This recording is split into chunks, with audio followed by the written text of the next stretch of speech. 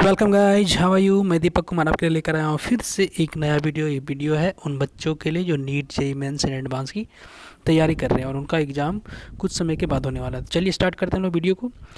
सबसे पहले आपके पास क्वेश्चन नंबर 1 है स्क्रीन पे। विच one of the following structure represent nylon 66 polymer, है ना।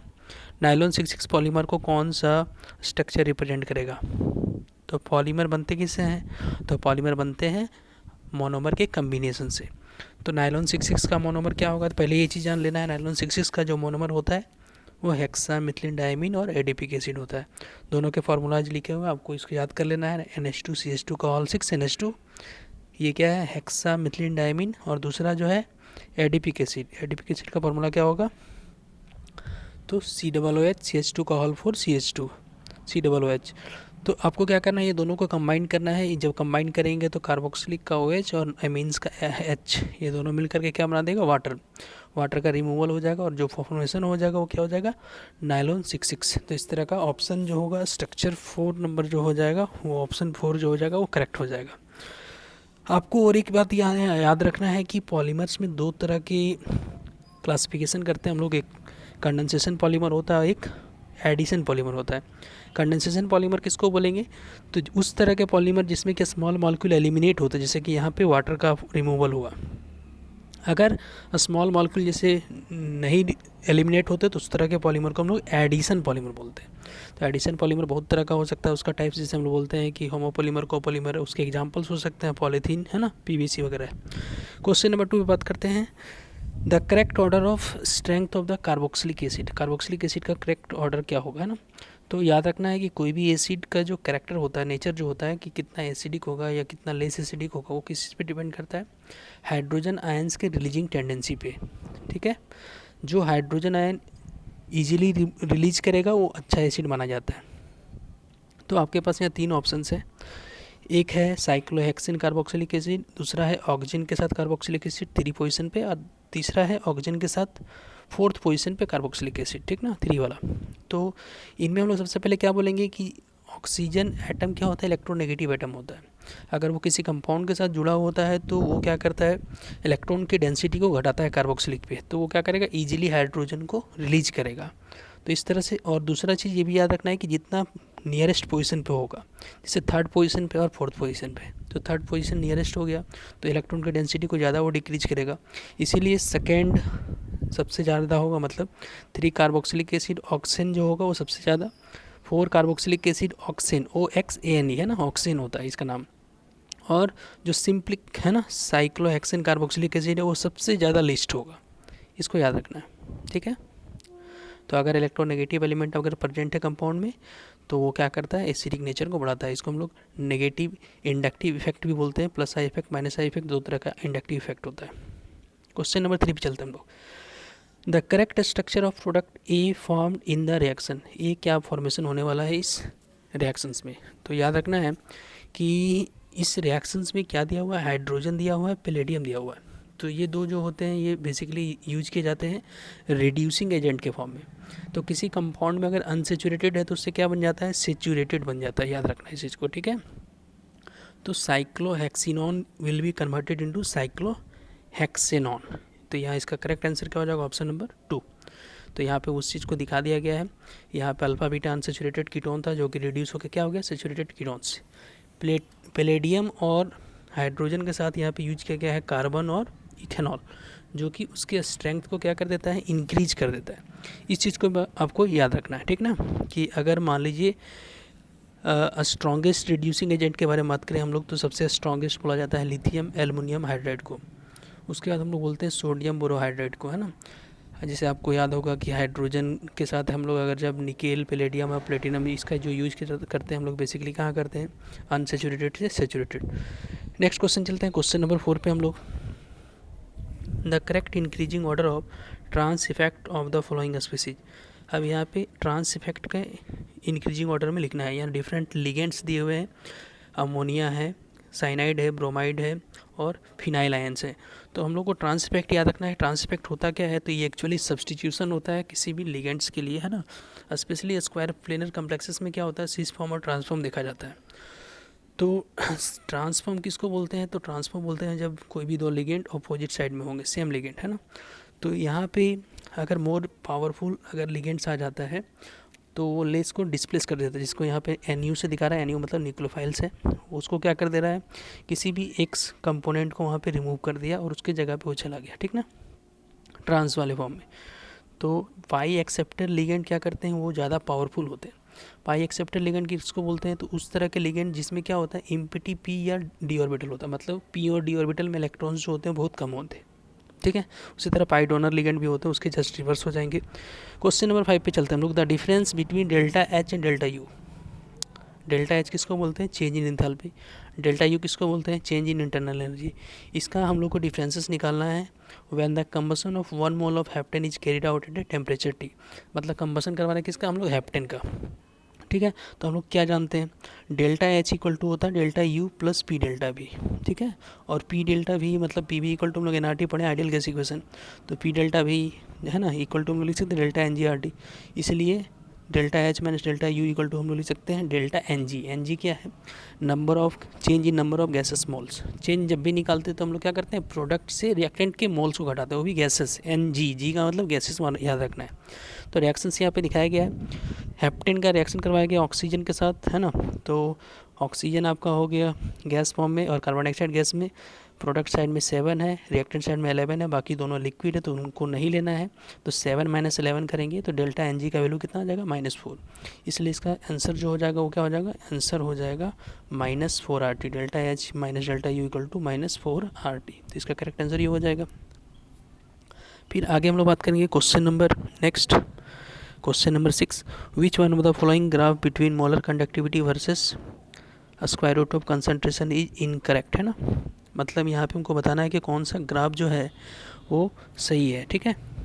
तो यहाँ पे दो डिफरेंट टाइप से इलेक्ट्रोलाइट लिए गए हैं, NaCl और KCl, है ना। उसका मोलर कंडक्टिविटी का ग्राफ दिया गया है। तो ये आपको याद रखना है क्या, कि NaCl और KCl ये दोनों जो इलेक्ट्रोलाइट होते हैं वो कैसे होते हैं, स्ट्रॉन्ग इलेक्ट्रोलाइट होते हैं, तो ये कम्प्लीटली टूटेंगे। लेकिन NaCl और KCl में क्या होगा, किसकी कंडक्टिविटी ज़्यादा होगा, तो जिसका साइज जितना ज़्यादा बड़ा होता है उसका मोबिलिटी ज़्यादा होता है। क्योंकि जब हम लोग एक्वस सॉल्यूशन में उसको डालते हैं तो सोडियम का हाइड्रेशन ज़्यादा हो जाएगा, उसके साथ वाटर के मोलिक्यूल ज़्यादा जुड़ते हैं। स्मॉलर साइज में क्या होता है, हाइड्रेशन ज़्यादा होता है तो हेवियर हो जाएगा। और ड्यू टू हेवियर होने के कारण क्या होगा, उसकी मोबिलिटी जो हो जाएगी घट जाएगी। तो कंडक्टिविटी जो प्रॉपर्टीज होता है वो मोबिलिटी पे भी डिपेंड करता है ना। तो मोबिलिटी घटने से क्या होगा, कंडक्टेंस घट जाएगा। इसलिए इसका जो आंसर हो जाएगा, आंसर हो जाएगा 3 नंबर, ठीक है। KCl is more conducting than NaCl। तो इस तरह का पार्ट को भी याद रखना है।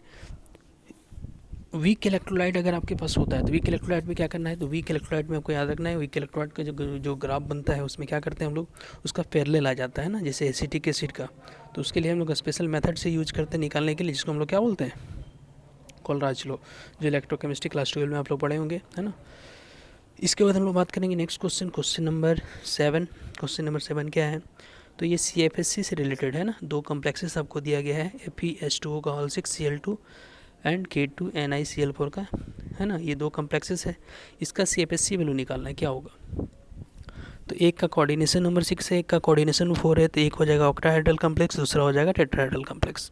CFSC निकालने का एक फार्मूला होता है, क्या बोलते हैं हम लोग, दोनों ही केस में अलग अलग होता है ना। ऑक्टाहेड्रल में अलग फार्मूला होगा और टेट्राहेड्रल में अलग फार्मूला होगा। सबसे पहले क्या करना है, दोनों कम्प्लेक्सेस में सेंट्रल मेटल एटम का क्या निकाल लेना, ऑक्सीडेशन नंबर निकाल लेना, ठीक ना। तो आयरन का इस पर क्या आ जाएगा, +2 आएगा, क्योंकि वाटर का 0, क्लोरीन का -1। उसी तरह निकेल का भी +2 आएगा, ठीक है। आयरन का एटॉमिक नंबर कितना होता है, आयरन का एटॉमिक नंबर होता है कितना, 26। निकेल कितना होता है, 28। तो सबसे पहले दोनों का हम लोग इलेक्ट्रॉनिक कन्फिग्रेशन लिख लेंगे, जो कि क्या आ जाएगा, तो Fe2+ का हम लोग लिख सकते हैं क्या, आर्गन 3d6 4s0। निकेल का क्या हो जाएगा, 3d8 4s0। तो 3d6 में D में 6 होगा। तो इसमें क्या होता है, CFSC निकालने में डिजेनरेट ऑर्बिटल स्प्लिट अप करता है ना, T2G और EG में, ऑक्टाहेड्रल फील्ड में। तो T2G4 और EG2 हो जाएगा, 4 और 2 6 हो जाएगा। तो इसका जो फार्मूला होता है ऑक्टाहेड्रल फील्ड में, -0.4 × x + 0.6 y। x क्या रिप्रेजेंट कर रहा है, ट्रिपलेट जेरार्ड, T2G पे जितना इलेक्ट्रॉन्स है, और y क्या रिप्रेजेंट कर रहा है, EG पे जितना इलेक्ट्रॉन। उस तरह से सॉल्व करके देखेंगे तो -0.4 डेल्टा 0 आएगा। 0 मतलब O है, O ऑक्टाहेड्रल फील्ड। NiCl4 2- में क्या हो जाएगा, तो निकेल के 8 था, तो दोनों में E4 माने डुप्लेट में 4 इलेक्ट्रॉन, T2 में 4 इलेक्ट्रॉन। इसका फार्मूला रिवर्स हो जाएगा, -0.6 + 0.45, इसको पुटअप करेंगे तो -0.8 डेल्टा टी हो जाएगा। तो इस तरह इसके करेक्ट आंसर हो जाएंगे। क्वेश्चन नंबर 8 पे देखते हैं हम लोग, है ना। एक रिएक्शन दिया है, for the reaction 2SO2 + O2 से क्या बन रहा है, 2SO3, है ना। सल्फर डाइऑक्साइड का ऑक्सीडेशन करवाया जा रहा है, सल्फर ट्राइऑक्साइड बन रहा है। इसमें आपको दिया गया है क्या, डेल्टा एच का वैल्यू दिया है -57.2 और Kc का भी वैल्यू दिया हुआ है, ठीक है। तो कौन सा स्टेटमेंट बोल रहा है इनकरेक्ट है, ठीक है। हम लोग डिफरेंट ऑप्शंस क्वेश्चन को पोज करेंगे, आराम से पढ़ेंगे, तो हम लोग पाएंगे क्या कि ऑप्शन जो है 2, 3, 4 ये तीनों ऑप्शन बिल्कुल करेक्ट है। ऑप्शन नंबर 1 जो होगा वो इनकरेक्ट होगा, ठीक है ना, क्योंकि इक्विलिब्रियम कांस्टेंट वहाँ पे बोल रहा है कि बहुत ज़्यादा वैल्यू है तो वहाँ कैटलिस्ट का रिक्वायरमेंट नहीं होगा, लेकिन एक्चुअल में ऐसा होता नहीं है, ठीक है। आपको याद रखना है कि इक्विलिब्रियम कांस्टेंट की वैल्यू ज़्यादा होने से ऐसा ज़रूरी नहीं कि कैटलिस्ट का रिक्वायर्ड वहाँ पे ज़रूरी नहीं होगा। यहाँ पे कैटलिस्ट का यूज़ करते हैं हम लोग, जिसका नाम क्या है, वेनेडियम पेंटाऑक्साइड। और ये प्रोसेस कहाँ यूज़ करते हैं, तो ये भी चीज़ हम लोग को पता होना चाहिए। सल्फर डाइऑक्साइड का जो ऑक्सीडेशन करवाते हैं हम लोग V2O5 में करवाते हैं, ये कॉन्टैक्ट प्रोसेस में होता है। और कॉन्टैक्ट प्रोसेस किसके लिए अप्लीकेबल होता है, contact process is applicable for sulphuric acid, है ना। और हेवर प्रोसेस किसके लिए करते हैं हम लोग, हेवर प्रोसेस करते हैं किसके लिए, अमोनिया के प्रिपरेशन के लिए। तो ये सब सारे क्वेश्चन भी आए हैं। लास्ट हम लोग वीडियो में वेकर प्रोसेस के बारे में बात किए थे, तो इस तरह का भी क्वेश्चन आते हैं प्रोसेस से रिलेटेड। क्वेश्चन नंबर 9 क्या है कि एक हाइड्रेटेड सॉलिड एक्स को हीटिंग कर रहे हैं, initially gives a monohydrated compound Y, ठीक है। हाइड्रेटेड कंपाउंड है एक्स, जिसको हीट करने पे मोनोहाइड्रेटेड बना रहा है ना, और उसको फिर मोनोहाइड्रेटेड कंपाउंड को एबव 373 केल्विन पे हीट कर रहे हैं, तो ये क्या बना रहा है, एनहाइड्रस वाइट पाउडर बना रहा है, मतलब सारा वाटर ऑफ क्रिस्टलाइजेशन निकल जा रहा है। तो एक्स और जेड को हम लोग आइडेंटिफाइड करना है, ठीक है। तो बहुत ही आसान क्वेश्चन है, आप लोग पढ़े होंगे इस चीज़ को। अगर मान लीजिए हम लोग का हाइड्रेटेड कम्प्लेक्सेस क्या है, अगर वॉशिंग सोडा हम लोग ले लेते हैं, ठीक ना, क्योंकि यहाँ पे हिंट्स दे दिया है वाइट कलर का पाउडर और 2 बार वाटर ऑफ क्रिस्टलाइजेशन का प्रोसेस हो रहा है। तो शुरू में हम लोग सोडियम कार्बोनेट अगर डेकाहाइड्रेट ले लेते हैं, उसको अगर हीट करेंगे तो क्या होगा, that will be converted into sodium carbonate into H2, मतलब मोनोहाइड्रेटेड बनाएगा, और 9 वाटर ऑफ क्रिस्टलाइजेशन वहाँ से निकल जाएंगे। फिर सेकेंड केस में जब वाई को हम लोग Na2CO3.H2 मतलब मोनोहाइड्रेटेड सोडियम कार्बोनेट को हीट करेंगे तो सोडियम कार्बोनेट और वाटर बनेगा। तो एक्स यहाँ पे क्या हो जाएगा, वॉशिंग सोडा, और जेड क्या हो जाएगा, सोडा एस। तो इस तरह से इसका ऑप्शन क्या हो जाएगा, आंसर करेक्ट ऑप्शन हो जाएगा आंसर नंबर 3। एक्स क्या हो जाएगा, वॉशिंग सोडा, और जेड क्या हो जाएगा, सोडा एस। तो इस तरह के भी क्वेश्चंस आ रहे हैं, आपको क्या करने हैं, थोड़ा सा कंसेप्ट क्लियर रखना है। और जो भी व्यूअर्स मेरे चैनल पे न्यू है, सबसे पहले क्या करेंगे, इस चैनल को ज़रूर सब्सक्राइब कर देंगे, ताकि नेक्स्ट वीडियो जो आएगा वो आपको अपडेट मिलता रहेगा। इससे पहले 3 वीडियो बन चुका है नीट जेईई मेंस का, जो भी नहीं देखे हैं वो आपको यहाँ लिंक पे दे दिया जाएगा, उस लिंक से आप देख सकते हैं उस वीडियो को, ठीक है, और अपने प्रिपरेशन को चेकआउट कर सकते हैं, ठीक है। आगे पढ़ते हैं हम लोग क्वेश्चन नंबर 10 पे, which of this factor does not govern the stability of a conformation in acyclic compound. कौन सा फैक्टर जो है वो स्टेबिलिटी जो होता है वो एसाइक्लिक कंपाउंड में नहीं दिखाता है। पहला है एंगल स्ट्रेन, दूसरा स्टेरिक इंट्रैक्शन, तीसरा है इलेक्ट्रोस्टैटिक फोर्स ऑफ अट्रैक्शन, और फोर्थ है टॉर्सनल स्ट्रेन, है ना। तो इसका करेक्ट आंसर क्या हो जाएगा, तो एसाइक्लिक कंपाउंड में एंगल स्ट्रेन बिल्कुल नहीं होता है, ठीक है। तो इसका करेक्ट ऑप्शन जो हो जाएगा ऑप्शन नंबर 1 हो जाएगा। एसाइक्लिक कंपाउंड हम लोग बोलते हैं किस तरह के कंपाउंड को, एसाइक्लिक कंपाउंड होता है ओपन चेन कंपाउंड, है ना।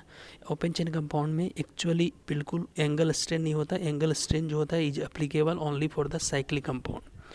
तो इस तरह का हम लोग आंसर बोल सकते हैं। बाकी सारा जो ऑप्शन था स्टेरिक हिंड्रेंस या स्टेरिक इंट्रैक्शंस वो भी होगा, है ना। बहुत सारे बल्कि ग्रुप जो टर्सरी और क्वाटरनरी मिलता है, तो इस तरह से क्वेश्चन आ रहे हैं। तो ये आपके थे टॉप 10 क्वेश्चन, तो आपको समझ में जरूर आया होगा। थैंक्स फॉर वाचिंग, और बने रहिए मेरे साथ, है subscribe the channel. Thank you, have a nice day.